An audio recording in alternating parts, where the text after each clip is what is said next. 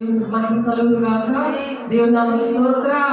దేవుడు ఇచ్చిన మహాకృపను బట్టి ఈనాడు దేవుడు మనతో మాట్లాడుతున్న విధానాన్ని మనం జ్ఞాపకం చేసుకున్నాము. ఈరోజు నేను మిమ్మల్ని ఏర్పరుచుకొని నియమించి తిని అనే మాటలో దేవుడు మాట్లాడడానికి ఇష్టపడుతున్నారు. ఆయన నియమిస్తేనే మనం ఆయన పని చేయగలము. కాబట్టి నేను మిమ్మల్ని ఏర్పాటు చేసుకొని నియమించి తిని అనే విషయాలు మనం నేర్చుకున్నాము. దానికి ముందుగా దేవుణ్ణి ఆత్మతోనూ సత్యముతోనూ ఆరాధిద్దాము.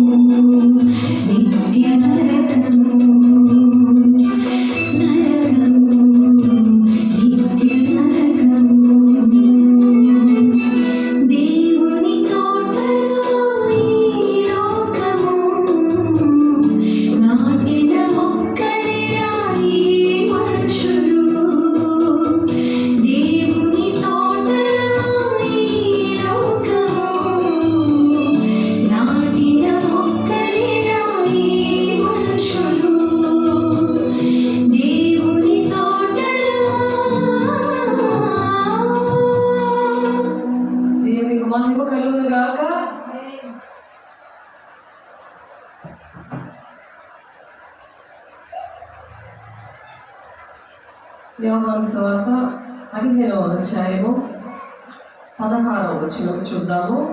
యోహాను సువార్త 15వ అధ్యాయము 16వ వచనం. మీరు నన్ను ఏర్పరచుకొనలేదు, మీరు నా పేరట తండ్రిని ఏమి అడుగుదురో అది ఆయన మీకు అనుగ్రహించినట్లు.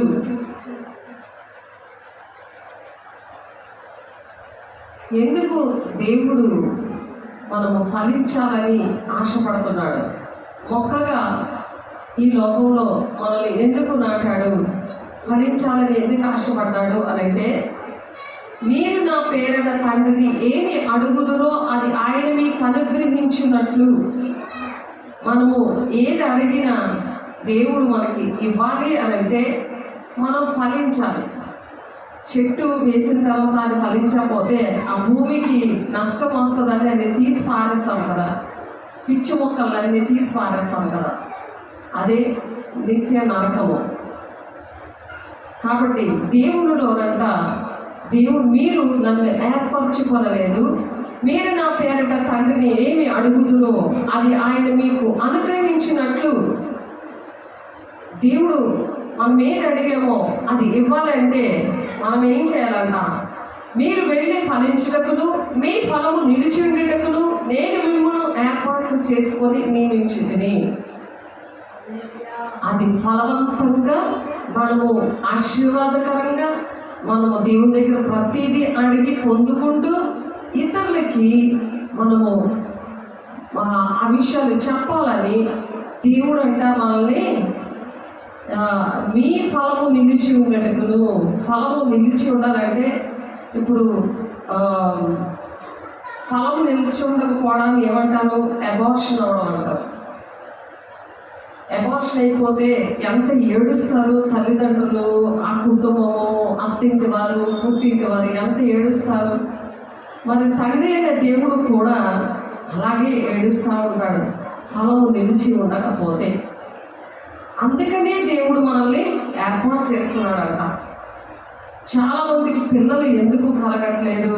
ఆత్మీయ పిల్లల్ని కరెక్ట్గా కలరు. వాళ్ళ స్వలాభం కోసం ఒక బిజినెస్ లాగా దేవుడిని వాడుకొని వదిలేసేటట్టు, దేవుడు ఆజ్ఞలు ఒకటైతే ఇంకొకలాగా బోధించడం, తప్పుడు బోధలు చేయడం బట్టి శారీరకమైన పిల్లలు లేరు.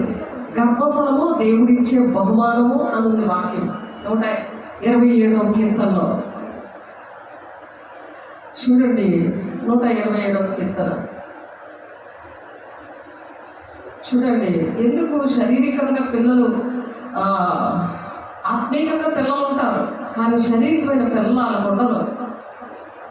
ఎందుకు వాళ్ళకు ఉండరు అంటే వాళ్ళ ఆత్మీయంగా దేవుని పిల్లలు కనలేదు, అక్రమంగా అంటున్నారు. అంటే వాక్యం ఒకలా చెప్తుంటే ఇంకొకలాగా బోధించి వాళ్ళని ఒక బిజినెస్ లాగా వాళ్ళని శిష్యులుగా తయారు చేయట్లేదు.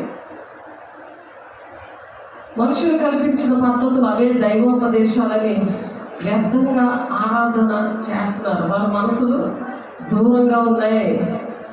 మనుష్యాత్మతోని లౌకికాత్మతోని చెప్తున్నారు కానీ పరిశుద్ధాత్మను పొందుకొని మీరు శిష్యులుగా ఉండి మీరు కూడా ఫలించండి. మిమ్మల్ని కూడా దేవుడు ఏర్పాటు చేసుకున్నారు, మమ్మల్నే కాదు మిమ్మల్ని కూడా ఏర్పాటు చేసుకున్నాడు, అలా నియమించాడు. మీ ఫలం నిలిచి ఉండాలా? మీ ఫలాలు నిలిచి ఉండాలి. నిలిచి ఉండకపోతే వాళ్ళు కూడా పిల్లలు కనలేరు, వాళ్ళు కూడా శిష్యులు తయారు చేయలేరు. గమనించారా? వాళ్ళు కూడా శిష్యులు తయారు చేయలేరు. ఓన్లీ వినే స్టేజే ఉంటుంది కానీ పనులు చేసే ప్లేస్లో ఉండదు. పిల్లలకు అంటాము వాళ్ళు మాట్లాడకపోతే, వాళ్ళు నడవకపోతే, వాళ్ళు ఏ పని చేయలేకపోతే మనం ఎంత ఏడుస్తాము. మా బ్లాక్లో ఒక ఆమె ఉన్నది, ఆమె మనవరాలు 5-6 సంవత్సరాలు వచ్చింది కదా, సంకలంలో ఉంది. అంత పిల్ల చిన్న పిల్లలాగా సంకలం ఉంటుంది, 1 సంవత్సరం పిల్లలాగా. కానీ మాట్లాడలేదు, నడవలేదు. అల్లింటోడు మాట వినరు అసలు. ఒప్పుకోరండి మా ఇంట్లో అంటారు. ఇక్కడ దేవుడు మన పాట ఏం పాడుతున్నాం, ఈ లోకంలోనే దేవుడు మనల్ని నాటాడు, ఒక మొక్కగా నాటాడు. ఆ మొక్కలే మనం. అది ఫలవంతంగా ఉండాలని, అంటే వాళ్ళు ఆశీర్వాదకరంగా ఉండాలని ఆశపడుతున్నాడు. కానీ ఎదగకుండా, మాట్లాడకుండా, వాళ్ళు అలాగా సంకలేసుకుని మరి అది తినకుండా, అసలు ఏమి నోట్లో ఒక చుక్క కూడా, నీరు కూడా తాగేది కదా ఆమె. మరి ప్రార్థన చేసినప్పుడు చక్కగా పాలు తాగడం, నీళ్ళు తాగడం, తినడం, చక్కగా ఎదగడం స్టార్ట్ చేసింది. అలా 5-6 సంవత్సరాలు వచ్చింది. కానీ ఆమె సంకలోనే ఉంది, వాళ్ళ అమ్మమ్మ సంకలోనే ఉన్నది. వాళ్ళ అమ్మ ఏమో డ్యూటీకి వెళ్ళిపోతుంది. ఎందుకు అది మృతమైన జీవితం, అది చూస్తుంటే, ఆ పరిస్థితి చూస్తుంటే, వాళ్ళు వినకపోతే ఎంతో బాధ అనిపిస్తుంది నాకు. కాబట్టి ప్రతి ఒక్కరూ కూడా దేవుడికి కావాలి. ఎందుకు ఎదగలు అంటే, సాతానుడు తప్పు త్రోవలో నడిపించేసి ఎదగకుండా చేస్తూ ఉంటాడు. అది గమనించదు. అది మనం గర్భఫలము దేవుడిచ్చే బహుమానం కాబట్టి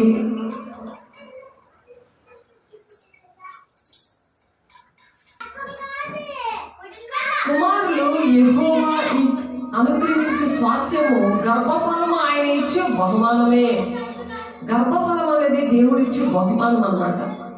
127వ కీర్తన 3వ వచనంలో ఉంది, యవ్వన కాలమందు పుట్టిన కుమారులు బలవంతుని చేతిలో బాణముల వంటి వారు. 40 సంవత్సరాలైనా 50 సంవత్సరాలైనా పెళ్ళిళ్ళు కావట్లేదు.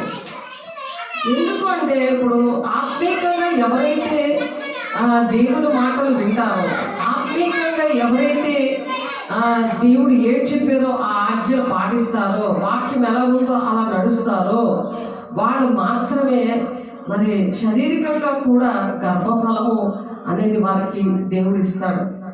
వాళ్ళు తీర్మానం చేసుకుంటే, మేము దేవుని ఆజ్ఞలు పాటిస్తాం, వాక్యం ఎలా చెప్తుందో, మరి మత్తయి సువార్త 20వ అధ్యాయంలో ఆ మాట ఉంటుంది. నేను ఏ సంగతులు, 28వ అధ్యాయం 20వ వచనంలో ఉంటుంది, నేను ఏ సంగతులు చెప్పానో అవి మాత్రమే మీరు బోధించండి. ప్రకటన 22వ అధ్యాయం 18-19 వచనాల్లో కూడా ఒక అక్షరం తీసివేస్తే తెగుళ్ళు వస్తాయి, జీవగ్రంథంలో పేరు ఉండదు అని చెప్తే, మనుషులు కల్పించిన పద్ధతులు, దైవోపదేశాలని నన్ను వ్యర్థంగా ఆరాధిస్తున్నారు, మీరు పెదవులతో కనపరుస్తున్నారు కానీ మీ హృదయం నాకు దూరంగా ఉంది అని దేవుడు బాధపడి చెప్తున్నాడు. మత్తయి సువార్త 7వ అధ్యాయం 7వ వచనంలో, అలాగే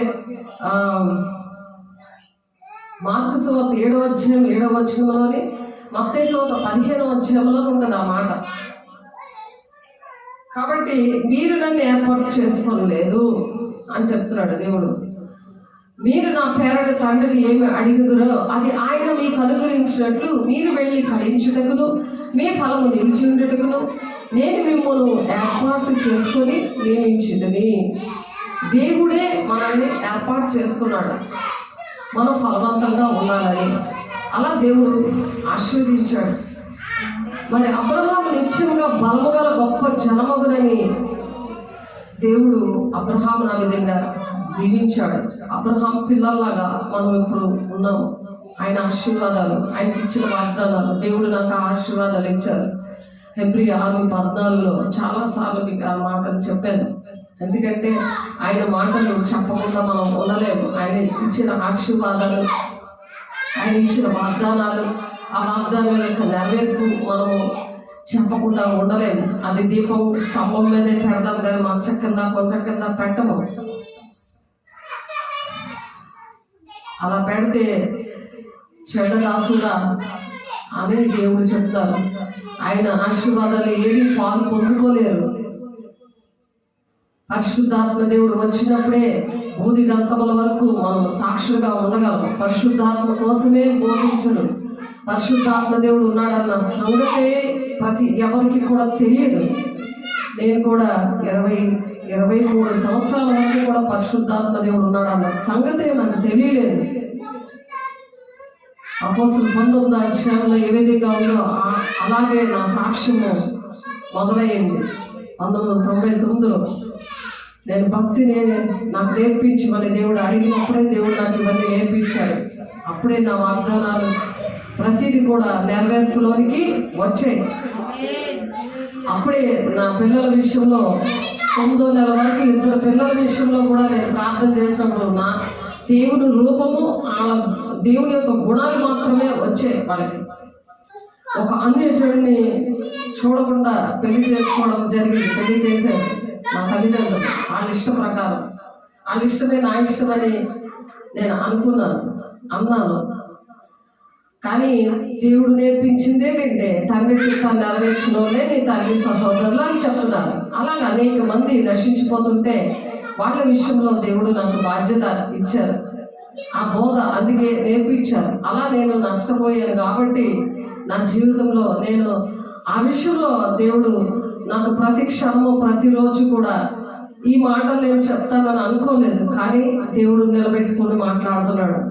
దేవునికి మహిమ కలుగును గాక.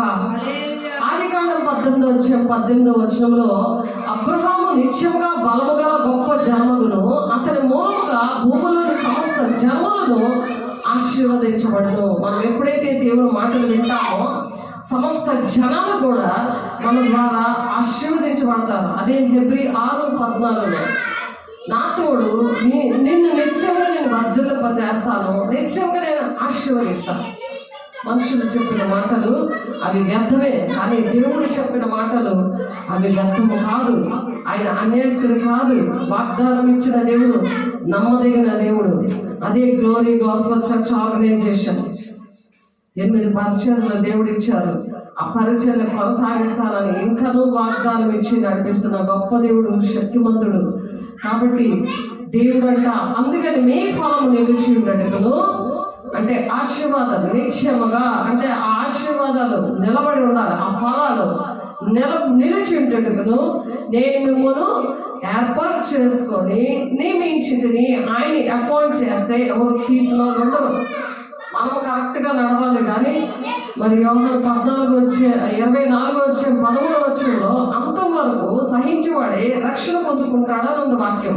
అలా మనం సహించుకుంటూ మనం దేవుని మాటలు వినాలి. ఎటు నుండి మనకి శ్రమ వచ్చినా, ఎటు నుండి ఒక నింద వచ్చినా, ఏ కష్టం వచ్చినా మనం నిలబడి ఉండాలి. ఆ క్రీస్తునే బండ, అంటే ఆ వాక్యము. అలాగే మనము సంఘాన్ని కట్టుకోవాలి, దేశాన్ని ఆ విధంగా కాపాడుకోవాలి, కుటుంబాలు అలా కాపాడుకోవాలి. మీరు ఒకరినొకడు ప్రేమింపవలని ఈ సంగతులు మీకు ఆజ్ఞాపించుచున్నాను. ఎందుకంటే దేశము మరి శాంతిగా ఉండాలంటే ప్రేమ అనేది చాలా ముఖ్యమైనది.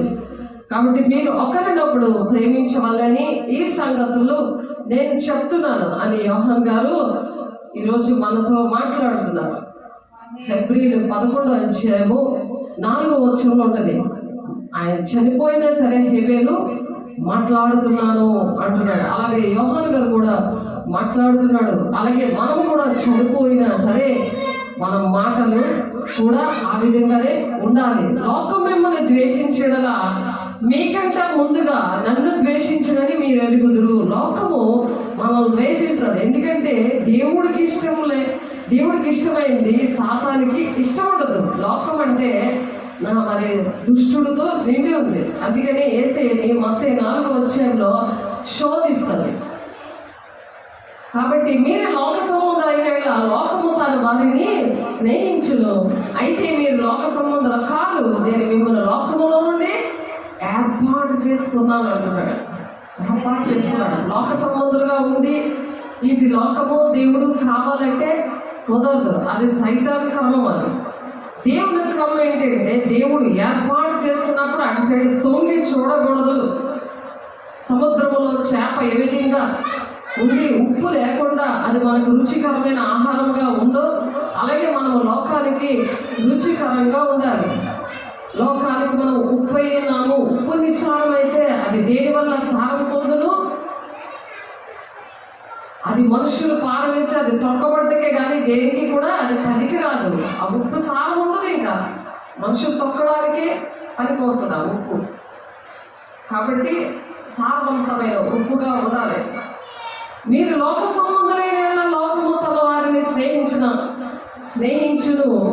అయితే మీరు లోక సంబంధులు కాదు, నేను మిమ్మల్ని లోకములో నుండి ఏర్పాటు చేసుకుంటుంది. ఈ లోకము దేవుడు ఉండి అటువంటి క్రమములో నడిస్తే సంఘము కానీ కుటుంబము కానీ దేశము కానీ అక్కడ శ్రమలు వస్తాయి. ఎందుకంటే ఫలాలు నిలిచి ఉండవు. దేవుడు వారిలో ఉండడు. దేవుడిలో ఉన్నప్పుడే దేవుడు వాళ్ళ ప్రార్థన విని ఆశీర్వదిస్తానని మరి 16 వచనంలో, యోహాను 15:16 మీరు నా పేరట తండ్రిని ఏమి అడుగుదురో అది ఆయన మీకు అనుగ్రహిస్తాడు అంటున్నాడు. ఆయన అలాగే అనుగ్రహించాలి అంటే మీ ఫలము నిలిచి ఉండడానికి నేను మిమ్మల్ని ఏర్పాటు చేస్తున్నాను అన్నప్పుడు ఆయన ఏర్పాటులో ఉన్న వాళ్ళు చాలా నిష్ట కలిగి ఉండాలి. పిల్లలు పుట్టాక తల్లి ఏ విధంగా ఒక 5 నెలలు కూడా తన పచ్చం చేస్తుంది, వాటర్ పట్టుకోకుండా మరి పచ్చము ఏటేటి ఉన్నాయో అవన్నీ తింటూ మరి మసాజ్ చేస్తారు పిల్లకి. తల్లి వెంటనే మరి ఎంపీలో చేస్తారు, మన ఆంధ్రలో మాత్రం చెయ్యరు కానీ ఎంపీలో ఫస్ట్ తల్లికే మసాజ్ చేస్తారు, తర్వాత పిల్లకి చేస్తారు, దాని తర్వాతే పిల్లకి చేయడం స్టార్ట్ చేస్తారు. అటువంటివన్నీ కూడా దేవుడు నేర్పించాడు. ఆ మొక్కని నాటిన దేవుడు అది ఫలవంతంగా ఎలా ఉండాలి, ఆ గర్భఫలము దేవుడిచ్చే బహుమానం ఎలా ఉండాలి, ఆ మొక్కనే తల్లి ఎలా ఉండాలి, అది అనేక మందికి దీవెనకరంగా ఉండాలి, ఫలించి అభివృద్ధి చెంది భూమిని నిందించండి అని ఆదాముకి దేవుడు ఆశీర్వదించాడు. కానీ ఆ పని చేయలేదు. శాపాలతో అంటే లోకముతో స్నేహం చేసింది దేవుడు లేనప్పుడు. మనం చెప్పుకున్నాం అన్న ఆదికాండంలో. కాబట్టి అలా లోకంతో స్నేహం చేసినప్పుడు పాము అంత శోధన అంటే శాపగ్రస్తులు ఎవరు ఉండరు. పాములు కనబడుతున్న వాళ్ళకి వాళ్ళు శాపగ్రస్తులు, అవి లెక్కలో ఉంటారు. వాక్యం ఆ రోజు మనం చెప్తున్నాం. కాబట్టి మీరు ఒకరినొకడు ప్రేమింపవల్లని ఈ సంగతులు మీకు ఆజ్ఞాపించుచున్నాను. లోకం మిమ్మల్ని ద్వేషించగా మీకంటే ముందుగా నన్ను ద్వేషించినని మీరు ఎరుగుదురు. మీరు లోక సంబంధులైన ఎడల లోకము తన వారిని స్నేహిస్తూ ఉంటాడు. అంటే లోకంలో ఉన్నవాళ్ళు లోకస్తులే ఇష్టపడతారు, కానీ దేవుని బిడ్డలు ఇష్టపడరు. కాబట్టి మిమ్మల్ని ద్వేషిస్తారు. మీరు ద్వేషించినా సరే ద్వేషించగల మీకు ముందుగా నన్ను ద్వేషిస్తున్నారు. మిమ్మల్ని ద్వేషిస్తే ఎవరు ద్వేషించడం లెక్క? దేవుడినే ద్వేషించినట్టు లెక్క వస్తుంది. అప్పుడు దేవుడు ఎలాగిస్తాడు? ఫలించేలాగా, అభివృద్ధి చెందేలాగా, భూమిని నిందించేలాగా, ఆర్థికంగా, శారీరకంగా, ఆత్మీయంగా ఎలాగా చేస్తాడైనా? ప్రార్థనకి జాబులు ఎలాగొస్తాయి? అది పర్సనల్. చెప్పిన మాట వినకుండా నాకు జాబులు రాలేదండి, నాకు ఇన్ని సంవత్సరాలైన నా పరిస్థితి ఏంటండి, నేను అనేకమైన దొంగ బోధనలు ఎదుర్కొంటాను అంటే కుదరదు కదా. దురద చెవులు గలవారంటే అనేకమైన బోధల్ని ఎదుర్కొంటారని తిమోతి పత్రికలో ఉంది. ఆ బోధకుల్ని మరి ఎదుర్కొని వాళ్ళే ఆ సాతాను ఏం చేస్తాడంటే అలాగ తప్పుడు బోధనలోని నడిపించుకుంటా వస్తాడు. అలా నడిపించినప్పుడు మరి దేవుని బిడ్డలు అంటే ఇష్టం ఉండదు. అలా ఇష్టం ఉండకుండా వాళ్ళ మాటలు విన్నట్టే ఉంటారు. యాక్టర్స్ లాగా యాక్టింగ్ చేస్తూ ఉంటారు, కానీ వాళ్ళ ఫలాలు ఉండవు. ఎవరైతే అన్నదో ఆమె బస్సు వెళ్తుంటే కంపడ పళ్ళు దగ్గర ఆడుతున్న మంచి పళ్ళు గడేలు విసిరేసింది కిటికీలో నుంచి. దేవుడు చూపించాడు. అవి నిలిచి ఉండలేదు. అభిషేకం పోగొట్టుకుంది, దేవుడు వరాలు పోగొట్టుకుంది, ఖాళీగా ఉండి నాకేమీ చేయలేదు అది నిందలు వేస్తే 2 అంకెల ఆశీర్వాదం మనకి మత్తయి 5వ అధ్యాయంలో ఉంటుంది. జనులు మిమ్మల్ని నిందించి హింసించి చెడ్డ మాటల పలుకున్నప్పుడు మీరు ధనిగా సంతోషించి ఆనందించండి, పరలోకమందు మీ ఫలం అధికమగును అంటున్నాడు ఆయన. మనం ఏం చింతించే పర్లేదు. వాక్యం తెలుసు కదా, వాక్యం చదవరు, అది రాసుకోరు, ఆ వాక్యం పట్టుకుని ప్రార్థన చేయరు. మరి ఆదికాండం నుండి ప్రకటన గ్రంథం వరకు ఏదో 2 6 అంటే చెప్పలేరు. 2 అక్కడ నుండి అలా చదువుతారు, అప్పుడు చెప్తారు. మధ్యలో నుండి చెప్పలేదు, ఎందుకంటే అర్థం లేదు. అలాగ చదువుకోవడమే లేకపోతే ఇంపోజిషన్ రాసేయడమే మనసులోకి రావాలి, కానీ అవన్నీ కూడా వేస్టే కదా.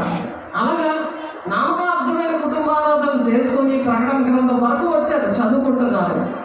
కానీ అసలు వాక్యం అంటేనే అర్థమవుతుంది. వాక్యం అనే దేవుడికి లోబడట్లేదు, సేవకులు లోబడట్లేదంటే ఇప్పుడు దేవుడికి లోబడట్లేదు అన్నట్టే కదా. లోకం మిమ్మల్ని ద్వేషించినే కదా, మీకంటే ముందుగా నన్ను ద్వేషించడని మీరు ఎరుగుదురు.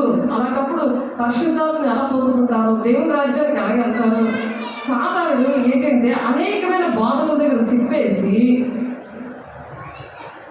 తిప్పేసి ఆ విధంగా చేసింది, మనుషుల్ని ఆ విధంగా చేసేసింది. మొదటి తిమోతి 4వ అధ్యాయం చూడండి. మొదటి తిమోతి రాసిన పత్రిక 4వ అధ్యాయం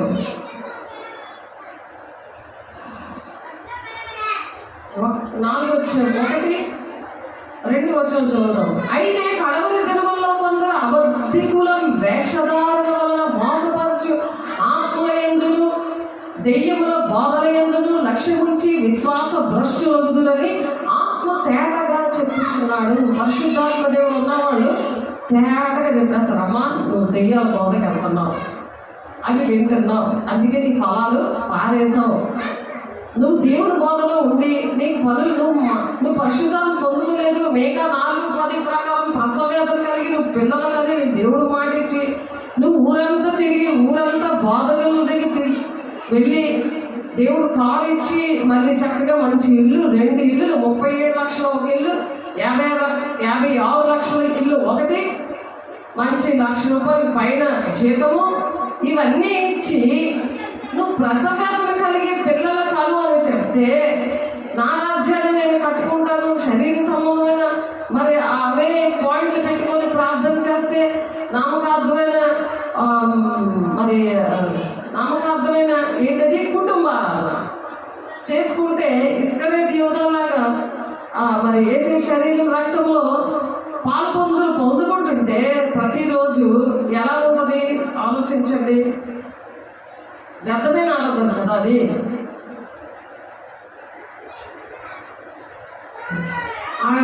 ఏంటంటే మంచి దినాల్లో కడవరి దినాల్లో కొందరు అబద్ధికుల వేషధారణ వలన మోసపరచు ఆత్మల యందు ఉన్నారు. అలాంటి చర్చలన్నీ తిరిగి దానికి ట్రాన్స్ఫర్ అయింది కదండి. ట్రాన్స్ఫర్ అయిన వాళ్ళు ఒక దగ్గర ఉండరు కదా అని సాధారణంగా బోధ చేస్తుంటే రివర్స్ బోధ వస్తుంది మా దగ్గరికి. మరి కాలు ఎందుకు ఇచ్చాడు, సెలవులు ఎందుకు ఇచ్చాడు? నెలకు 3 రోజులు సెలవు అయితే మరి ఒక్కరోజు కూడా సెలవు దేవుడికి ఇవ్వకపోతే మన హృదయం అంతా ఆ జంతువులతో దుష్టుడితో నిండిపోయి మరి ప్రార్థనాత్మ లేకుండా భ్రమపరిచే ఆత్మతోటి, అదే ఆత్మట మోసపరిచే ఆత్మ ఎందును దెయ్యముల బాధ ఎందును లక్ష్యం ఉంచి విశ్వాసులే కానీ భ్రష్టులైపోయారట. విశ్వాస భ్రష్టులు అవుతారని ఆత్మ పరిశుద్ధాత్మ దేవుడు ఇప్పుడు ఏం చేస్తారు తేటగా చెప్తున్నాడు. దేవుడు బిడ్డ ఎక్కడున్నావో, ఎక్కడెక్కడ మీరున్నారో ప్రతి ఒక్కరూ చేతులెత్తి ప్రమాణం చేసుకోండి. సత్య బోధలో ఉండాలి, సత్య వాక్యము సరిగా ఉపదేశించమని చెప్తున్నాడు. లేకపోతే మరీ కఠినమైన తీర్పు ఉంటుంది మాకు. సత్యము వారిని స్వతంత్రులుగా చేస్తుందట పరిశుద్ధాత్మ దేవుడు. సత్య బోధ స్వతంత్రులుగా చేస్తుంది. నీ దగ్గర నీ మాట, నా దగ్గర నా మాట అలా ఉండదు. ఎలా ఉన్నట్టు చెప్పాలి. ఎందుకంటే తెగుళ్ళు వస్తాయి, జీవగ్రంథంలో పేరు ఉండదు.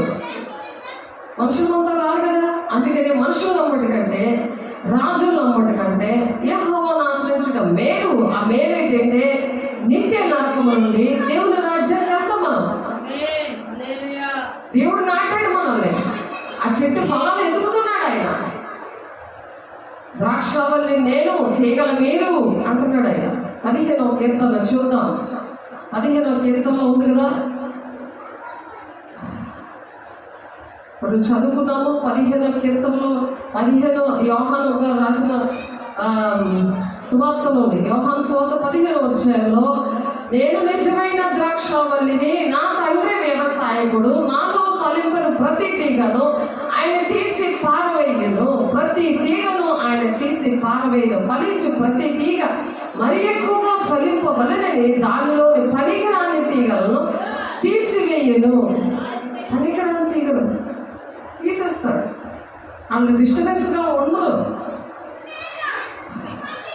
ఆయనకి యూట్యూబ్ ఛానల్ కూడా ఇష్టం ఉండదు. ఎందుకంటే ఎవరు చూస్తారు,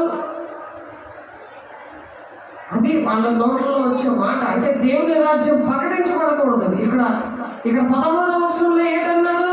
మీ ఫలము నిలిచి ఉండాలి అంటున్నాడు ఆయన. 17వ వచనం చూడండి, మళ్ళీ మీకోసం చదువుతున్నాను. 15వ అధ్యాయం 16వ వచనంలో, మీరు వెళ్ళి ఫలించుటకును మీ ఫలము నిలిచి ఉండటకును. ఫలము నిలిచి ఉండాలంటే ఏం చేయాలి? ఇప్పుడు దేవుడు ఇచ్చిన ఫలాలు 10 మంది తినాలి. అదే YouTube channel. Glory Gospel Church Organization అని నాకు అర్హత లేకపోయినా దేవుడు చెబితేనే అది చేయడం జరిగింది. అది ఎవరూ చేయలేదు, దేవుడే చేశాడు. అది నేను ఊహించలేదు అసలు. అది ఎలాగ చెయ్యాలో కూడా నాకు తెలియదు, ఏ విషయాలు కూడా. కేవలం దేవుని మహిమ కోసమా అది వెళ్తుంది. మహిమ గల సువార్త, గ్లోరీ అంటే మహిమ, శుభమైన వార్త. అందరికీ శుభం పలకరా నాయన అంటే ఏదో అన్నాడంట. అలాగ కాదు, ఇది శుభమైన వార్త. అలాంటి వార్తలు బోర్డు వింటున్నారు, కానీ ఇలాంటి వార్త, శుభమైన వార్త ఏంటంటే, మీరు నా పేరుగా తండ్రిని ఏమి అడుగుతుందో అది ఆయన మీకు అనుగ్రహిస్తాడు అంటున్నాడు. ఆయన అనుగ్రహిస్తాడట. మీరు ఎప్పుడు అనుగ్రహిస్తాడు అని అంటే, మీరేం చేయాలి? మీరు వెళ్ళి ఫలించటంలో మీరు వెళ్ళాలి. ఎక్కడ వెళ్తారో, జాబ్ దగ్గరికి వెళ్తారో, మీరు ఇంట్లో ఉంటారో, బస్సులో వెళ్తారో, కార్లో వెళ్తారో, మీరు వెళ్తున్నప్పుడు మీరు ఫలించాలి. మీరు ఫలించటంలో మీ ఫలము నిలిచి ఉండాలి. మీరు ఈ వాక్యమైన విత్తనము మీరు వాళ్ళ హృదయంలో నాటినప్పుడు అది ఎప్పుడుకో అది విత్తనం మొక్క చెట్టు అవుతుంది. అది చెట్టు అయిపోతుంది. ఆ చెట్టు పళ్ళు అవుతాయి. ఆ పళ్ళు అందరూ తింటుంటే నిన్నే జ్ఞాపకం చేసుకుంటారు. ఆనాడు నా బిడ్డ ఈ మాట చెప్పింది. తను చెప్పడం బట్టి నేను ఈరోజు దేవుని రాజ్యంలో ఉన్నాను అని ఆయన సాక్ష్యం చెప్తారు. మనం ఎత్తబడిన సంఘములో, పెళ్లి కుమార్తె సంఘములో మనము కనుల యొక్క పాటలోనే మనము ఎత్తబడినప్పుడు అక్కడ వచ్చి కనబడే చెప్తారు, ఇదిగో దేవుడు బిడ్డ మాటలు విని నేను ఈరోజు ఇక్కడ ఉన్నాను, పరలోక రాజ్యంలో నేను ఉన్నానంటే ఇదే. మరి నరకంలో ఉన్న వాళ్ళు కూడా నేను వినలేదు, అందుకే నేను ఇక్కడ ఉన్నాను అని ఏడుపు పండ్లు కోరుకొని ఏడుస్తూ మంట అని ఏడుస్తూ ఉంటే అది ఎంత బాధకరమైన విషయం. నిత్య అగ్నిగుండం అది ఉండకూడదనే దేవుడు మనల్ని ప్రేమించి ఈరోజు మాట్లాడుతున్నారు. దేవుని ఆజ్ఞలు, కట్టడలు, విధులు వివరించి చెప్పడం అయింది. డిస్క్రిప్షన్లో ఉంటాయి అవన్నీ పాటించాలి. దేవునికి ఇష్టంగా నడవాలి. అది మాటలన్నీ మనం గైకొనాలి. అది అంతం వరకు కూడా సహించుకోవాలి. మత్తయి 24:13 వచనంలో ఉన్నట్టుగా అంతవరకు రక్షణ కాపాడుకోవాలి. జక్కయ్యతో చెప్తాడు కదా, నేడు నీ ఇంటికి రక్షణ వచ్చింది. ఏం చేశాడు? అక్రమాలన్నీ కట్టాడు. ఒక వంతు దగ్గర 5 వంతులు కట్టాడు. 5 వంతులు ఒక వంతు దగ్గర 5 వంతులు కట్టాడు. ఎక్కడ నువ్వు దోచుకున్నావో దేవుడు దగ్గరే నువ్వు దోచేస్తే మరి దేవుడు నీ ప్రార్థనలకి జవాబు ఎలా ఇస్తాడు? అంత ధనాపేక్ష ఇదే. ధనం అంతా రాదు కదా. పరలోకంలో మనం ధనం సమకూర్చుకోవాలి. మనకు కలిగిందంతా అమ్మేసి వేదనకి ఇవ్వమంటున్నారు. నాకున్నదంతా నీదే ప్రభా, నీకే నా జీవితం అంకితం ప్రభా, నాకున్న సమస్తము నీదే అని చెప్పినప్పుడే దానికి సేఫ్టీ ఉంటుంది. మనం ఇవ్వగలము. మనం ఎవరైనా కనిపిస్తే వాళ్ళకి, పేదలకి కానీ ఎవరైనా కష్టంలో ఉంటే వాళ్ళకి ఏదైనా కార్యము మనం చేయగలము. లక్షల కోట్ల మీద సంపాదించుకున్నది ఇక్కడ ఉంటే ఇది చిమ్మట పెట్టేస్తుంది. చిమ్మట పడుతుందని ఉంది వాక్యం. కాబట్టి ఈ దెయ్యముల బోధనలు లక్ష్యం వచ్చాక విశ్వాస భ్రష్టులు ఇలా అయిపోయారంట. ఈ విషయాలు పరిశుద్ధాత్ముడే దేవుడు తేటగా చెప్తున్నాడంట.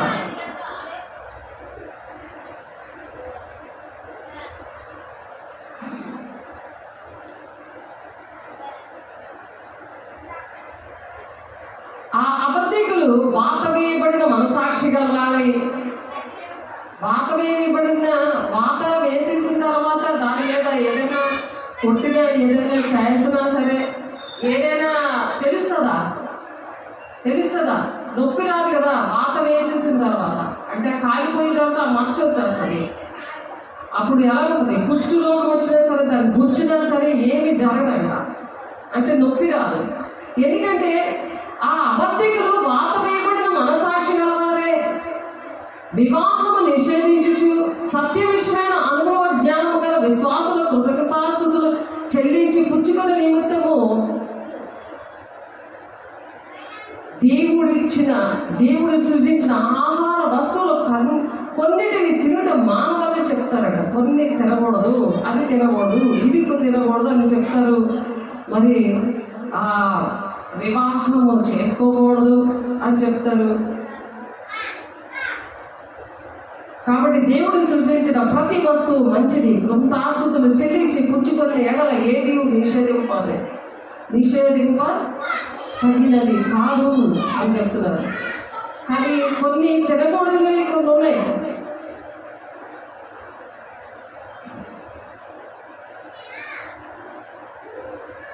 అవి కూడా అంటే అది కూడా ముందు చెప్పడం జరిగింది. తినకూడదు కూడా, అంటే పులుసు లేని చేపలు తినకూడదు అంటారు. అది మరి పంది అపవిత్రమైనది, కుక్కని పావుని అలాగే తినకూడదు, అపవిత్రమైనది తినకూడదు. కాబట్టి దానికోసం దేవుడు మాట్లాడారు. ఇప్పుడు అది మన సబ్జెక్ట్ కాదు. కాబట్టి అపోస్తుల కార్యంలో 11వ అధ్యాయము 7 నుంచి 9 వచనాల్లో అక్కడ పేతురికి ఒక దర్శనం వస్తుంది.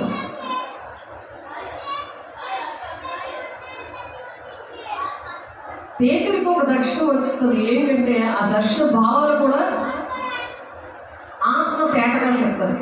దేవతల ఆత్మ కలిగిన దానియేలు మాత్రమే చెప్పాడు, యోసేపు మాత్రమే చెప్పాడు.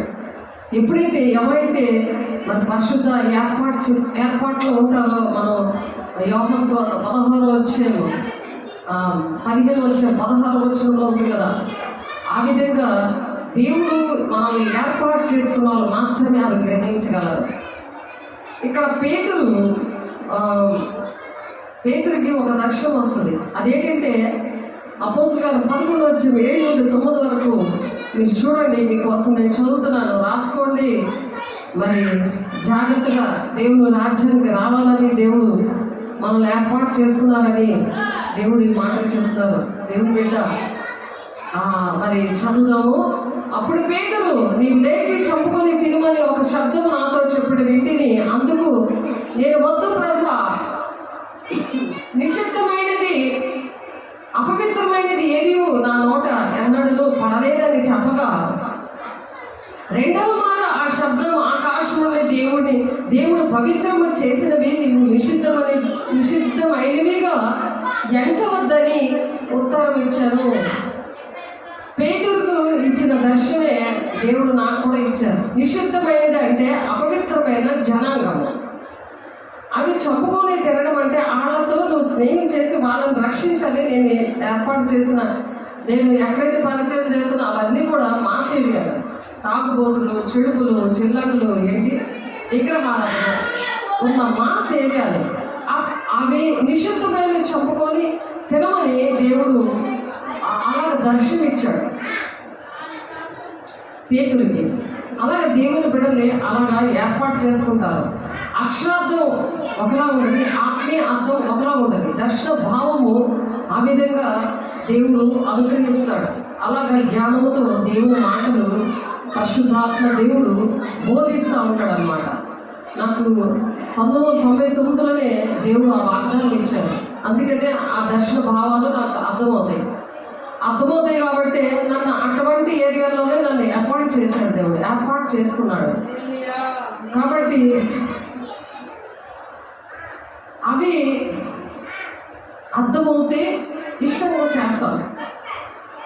ఆ విషయాలన్నీ ఆయనని ప్రేమించగలరు.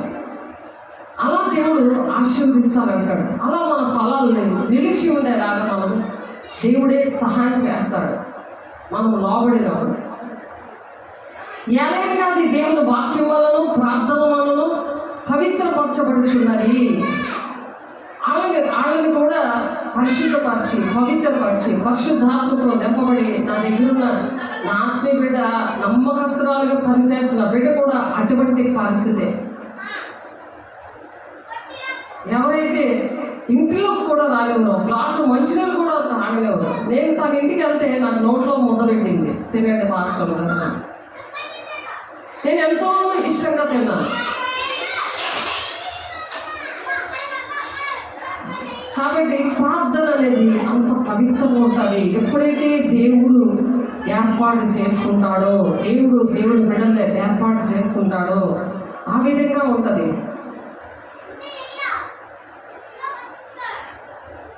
సంగములతో ఆత్మ చెప్పుచున్న మాట చెవిగలవాడు వినుగాక, జయించేవాడు రెండో మరణం వల్ల ఏ హాని చెందడు. ఈ విషయాలన్నీ కూడా సంగములతో మరి యోహాన్ గారు పద్మాసు దీపంలో ఉన్నప్పుడు దర్శనం ద్వారా దేవుడు మాట్లాడాడు. 2వ వచనంలో ఉంది ప్రకటన గ్రంథంలో.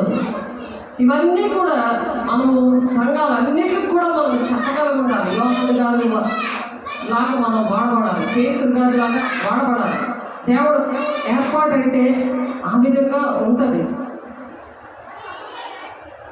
సంగములతో ఆత్మ చెప్పుచున్న మాట చెవిగలవాడు వినుగాక, మరిగే మన్నాను భుజించగెత్తును, మరియు అతనికి తెల్లరాతి నెత్తును, ఆ రాతి మీద చెక్కబడిన ఒక కొత్త పేరును పొందిన వారికే కానీ అది మరి ఎవరికి తెలియదు.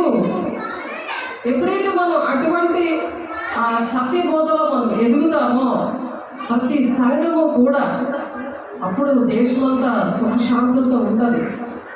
ప్రకటన 2:17 ఉంది ఆ మాట.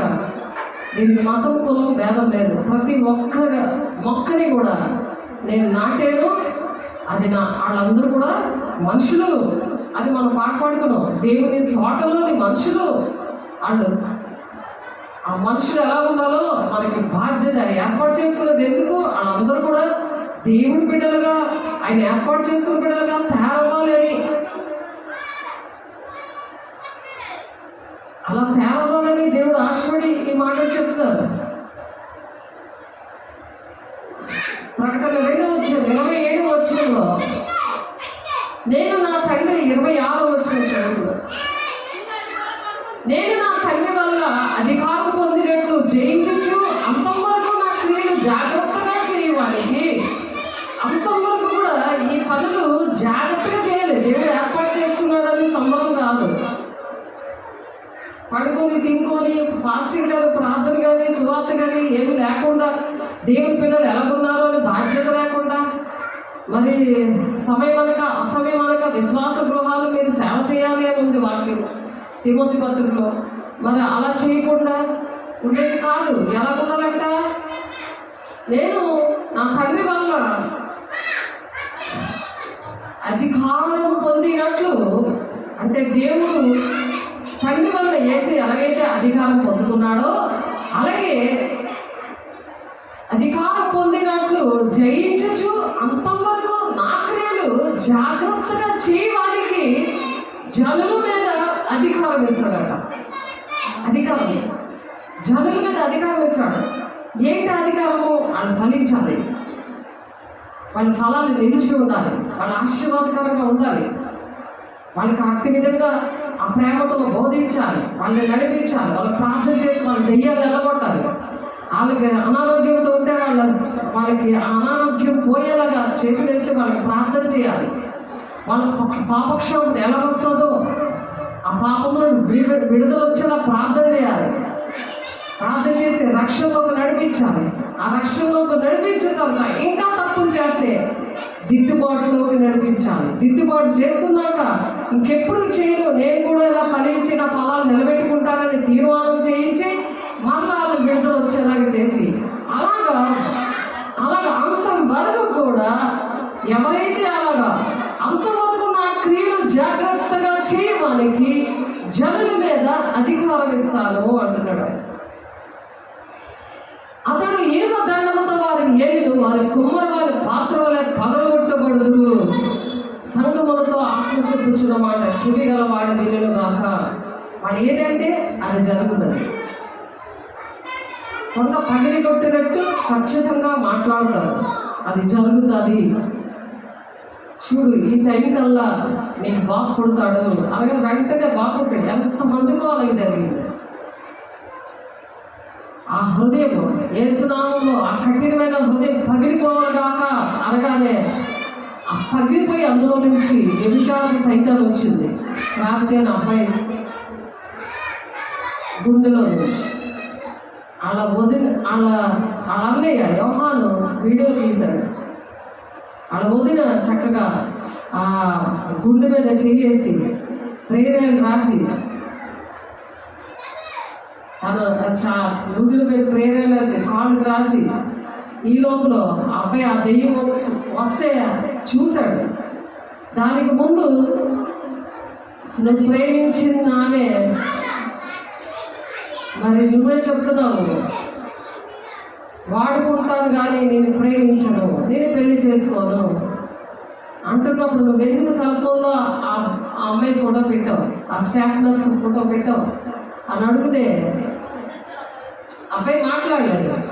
ఏలూరు నుండి తీసుకొచ్చారు మా ఇంటికే, వాళ్ళ అక్క వాళ్ళ అన్నయ్య వాళ్ళ ఇంటికి తీసుకొచ్చేసారు. వెంటనే ప్రార్థన చేస్తాడు, దిద్దుబాటు చేసుకో అని చెప్తే దేవుడు తెలుసు కదా, దిద్దుబాటు చేసుకో అని దేవుడు చెప్తున్నారు. నేను చేతులేసి ప్రార్థన చేస్తుంటే దేవుడు దిద్దుబాటు చేశారు, నాకు పనిష్మెంట్ ఇచ్చారు, వాళ్ళ వదిలికి కూడా పనిష్మెంట్ ఇచ్చారు. వెంటనే ఇక్కడ చిన్నమంట దగ్గర చాలా నొప్పి వచ్చేసింది. ప్రాణంతో పనిష్మెంట్ చేతులేసి ప్రార్థన చేస్తున్నాను. ఎందుకంటే హస్త నిక్షేపణ చెయ్యొద్దు, పరుల పాపంలో నువ్వు పాలుభాగస్తులు అవ్వద్దు అన్నాడు దేవుడు. 1 తిమోతి 5:22 అలా పాలుభాగస్తులు అవుతున్నందుకు పనిష్మెంట్ ఇచ్చాడు. అలా వదిలికి మరి పొద్దుపొడి దగ్గర చక్కగా బాణంతో పొడి చేస్తుంది సాతాను, బ్లీడింగ్ అయిపోయింది. వెంటనే ఇద్దరు కూడా చేతులెత్తి దేవుని దగ్గర ప్రమాణం చేసినప్పుడు వెంటనే ఆ నొప్పి తగ్గిపోయింది. వాడు అయినా సరే దిద్దుబాటు చేయట్లేదు. అప్పుడు వెంటనే దేవుడు ఆ ప్రవచన మాట నోట్లోంచి వచ్చింది. ఏంటంటే యేసునామములో ఆ హృదయం పగలగా వేస్తున్నాము అనగానే ఆ పగిలింది, అందులోంచి ఆ చీకటి బయటకు వచ్చింది. చూడండి దానికి వాక్యము ప్రకటన 2:27 అతని ఇనుప దండముతో వారిని ఏలును, వారి కొమ్మని వారి పాత్ర వలె పగలు కొట్టబడును. ఆ పగిలింది అనమాట హృదయం. ఆ కొమ్మలనే దేవుడు పగలగొట్టాడు, మనల్ని ఒక పాత్రగా వాడుకుంటాడు. ఎప్పుడైతే మనల్ని ఏర్పాటు చేసుకున్నాడో మనము అంతవరకు ఆయన క్రియలు జాగ్రత్తగా మనం చేస్తున్నాం అనుకోండి, అప్పుడు అటువంటి బిడ్డల హృదయాలు కట్టే వరకు ఉంటాం. ఇప్పుడు ఆ పిల్లలు పెళ్ళి అయింది ఇంకొక అమ్మాయితో, దేవుని బిడ్డతో పెళ్ళి అయింది, చక్కగా పిల్లలు. చూడండి దేవుడు ఎలాగా కుటుంబాన్ని కట్టాడు. అందుకు దేవుడు మనల్ని ఏర్పాటు చేసుకున్నాడు. అందరూ కూడా దేవుని ప్రజలమే, దేవుని పిల్లలమే. ఆ పిల్లల్ని దేవుడు ఏర్పాటు చేసుకుంటాను అన్నాడు. అలాగే ఏర్పాటు చేసుకున్న వాళ్ళు మనం అంతవరకు కూడా అలా సహించుకోవాలి. ఆయన దేవుడు అయినను దేవుడు కరుణా సంపన్నుడై ఉండి మనము మన అపరాధముల చేత చచ్చిన వారమై ఉండినప్పుడు సైతము మన ఎడల చూపిన తన ప్రేమ, మహాప్రేమ. ఎఫెసీయులకు రాసిన పత్రిక 2:4 ఉందన్నమాట. ఎఫెసీయులకు రాసిన పత్రిక చూడండి, ఆయన ప్రేమ ఎలాంటిదో, ఎలాంటి పరిస్థితుల్లో ఆ కుర్రాడు ఉన్నా సరే దేవుడు విడిపించాడు. నా వల్ల కాదని నాకు తెలియదు ఆ విషయాలు. నేను ఎప్పుడైతే నిలబడ్డానో, నేను ఎప్పుడైతే ఆ ప్రేమ కలిగించిన దేవుడు ఏర్పాటు చేసుకున్న బిడ్డలకి అలా సహనము, ఓర్పు అవన్నీ ఇచ్చి నిలబెడతాడు, పని చేయడానికి నిలబెడతాడు. మనలో ఏమీ ఉండదు, ఆయన లోపడితే చాలు, ఆయన కోసం మనం నిలబెడితే చాలు, అలా సమర్పించుకొని మనం పరిశుద్ధంగా ఉంటే చాలు. వాక్యం అనే ఖడ్గాలు పట్టుకుని సర్వాంగ కవచాలు ధరించుకుంటే చాలు. నీతి, న్యాయం, పరిశుద్ధత, పవిత్రత, ప్రేమ, ఆత్మీయ ఫలాలు, కృపావరాలు ఇవి ఇచ్చాడు దేవుడు. లోపడినప్పుడు ఆయన ఇచ్చాడు. ఉన్నట్టు కూడా నాకు తెలియదు, అసలు ఉన్నట్టు తెలియదు. కాబట్టి ఎఫెసీయులు రాసిన పత్రిక 2వ అధ్యాయము 4వ వచనంలో చూద్దాం. ఆయనను దేవుడు కరుణా సంపన్నుడై ఉండి, ఆయనను దేవుడు కరుణా సంపన్నుడట. కరుణ గల దేవుడు అండి, సంపన్నుడు అంటే ఆస్తిపరుడు, కరుణ విషయంలో ఆస్తిపరుడు. మరి ఆయన పిల్లలుగా ఆయన ఏర్పాటు చేసుకున్నాడు. మనం కూడా అలా ఉండాలా వద్దా? ఆయన పిల్లలుగా, ఆయన శిష్యులుగా అలా ఉండాలా లేదా? మరి యేసు శరీరం రక్తము ఎడతెగగా తీసుకోమన్నాడు కదా. ప్రార్థన యందు ఎడతెగకుండా, సహవాసమందు ఎడతెగకుండా, రొట్టె వేయించడం యందు ఎడతెగకుండాలని దేవుడు ఆ సత్యబోధ బోధించాడు ఆయన. మరి అది కాకుండా ఇంకొక బోధ మనం చేస్తూ ఉంటే, అలా మనం నడుస్తూ ఉంటే ఎలా వస్తుంది? తండ్రి చిత్తం ఎలా నెరవేర్చబడి దేవుడి రాజ్యానికి మనం వెళ్తాం? ఒకసారి ఆలోచించండి. ఎందుకు ఏర్పాటు చేసుకున్నాడు? మీ ఫలము నిలిచి ఉండేందుకు నేను మిమ్మల్ని ఏర్పరచుకొని నియమించితిని. ఏర్పరచుకొని నేను నియమించాను. ఏదైనా జాబ్ ఉందనుకోండి, జాబ్ ఉంటే మనం ఎలా కరెక్ట్గా ఉంటాం? జాబ్లో మనం ఉంటే ఎలా ఉంటాము? కరెక్ట్గా వెళ్తామా? అయ్యో ఒకరోజు ఆబ్సెంట్ వెళ్తే గవగవ పరిగెడతామా? దేవుడు కూడా టైం లేదు అనుకుని పరిగెడుతున్నారు. దేవుడు ఆశీర్వాదాలన్నీ ఇచ్చేస్తే, ఒరే నేను ఎత్తి మీదకి వచ్చేయాలి కళ్ళు అని తిడతా ఉంటారు కదా. తల్లిదండ్రులు పక్కన పెట్టి పరిగెడుతుంటాడు భార్య అని. అసలు భార్య ఏడు చెప్తే అది హాస్టల్లో వేసేస్తారు పిల్లల్ని. ఏంటి తల్లిదండ్రులు ఏమో వృద్ధాశ్రమంలో వేసేస్తారు. ఆలోచించండి.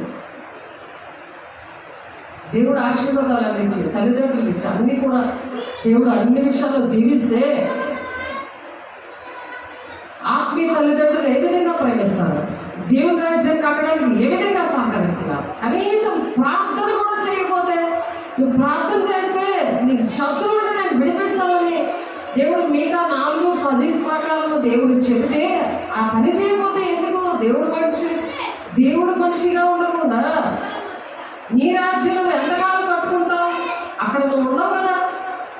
మన ఇంటిలో మనం ఉండం కదా. పరలోకంలో ధనం సంపూర్చుకోమన్నాడు కదా, అనేక బిడ్డలు రక్షించమన్నాడు కదా. అటువంటి కరుణ అని కూడా ఆమెకు పేరు పెట్టారు. కానీ పేరు కూడా మార్చుకోలేదు.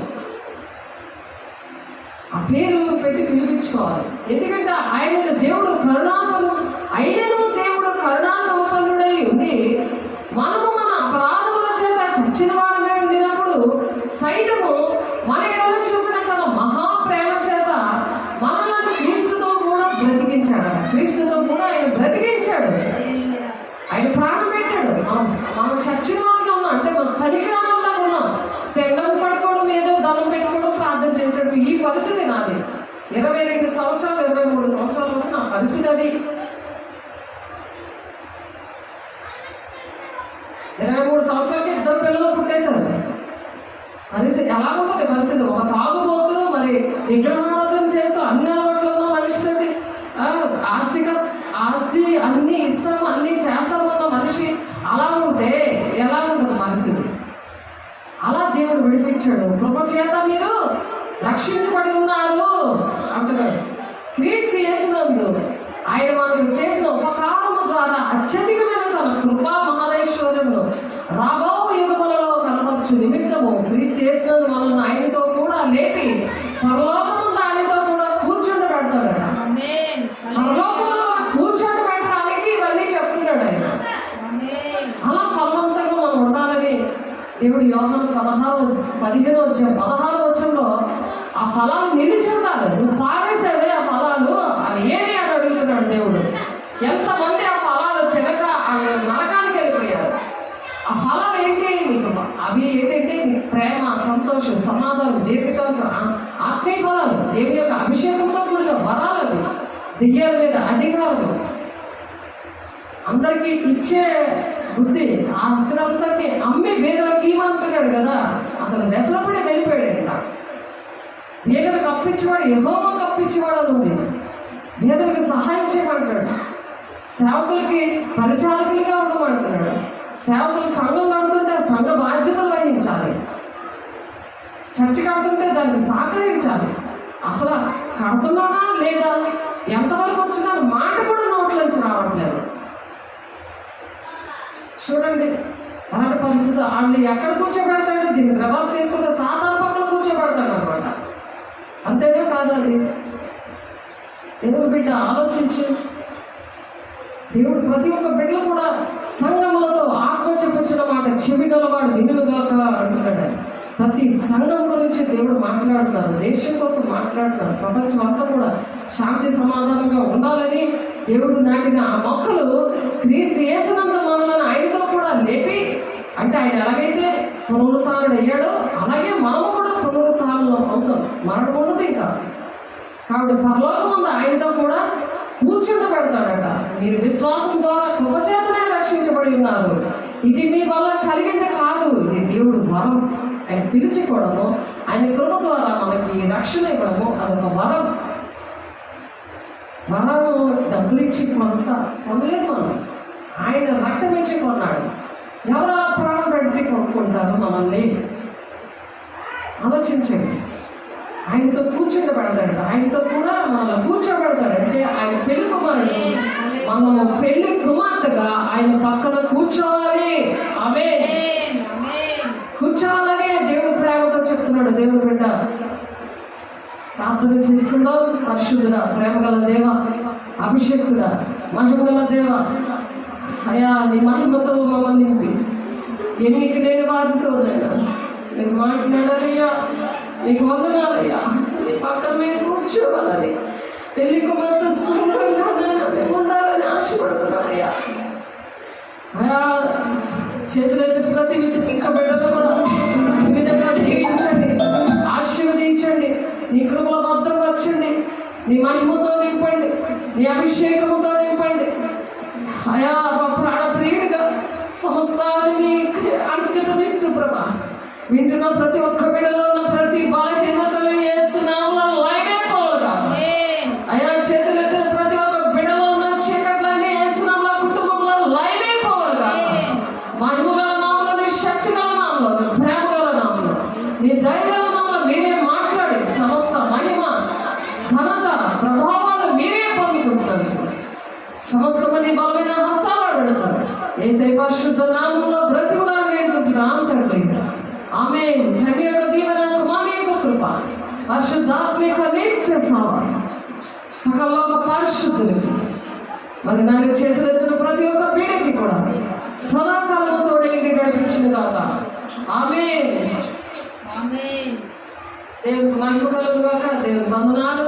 God bless you. దేవుడు మిమ్మల్ని దీవించి ఆశీర్వదించింది కాక. ఆమేన్.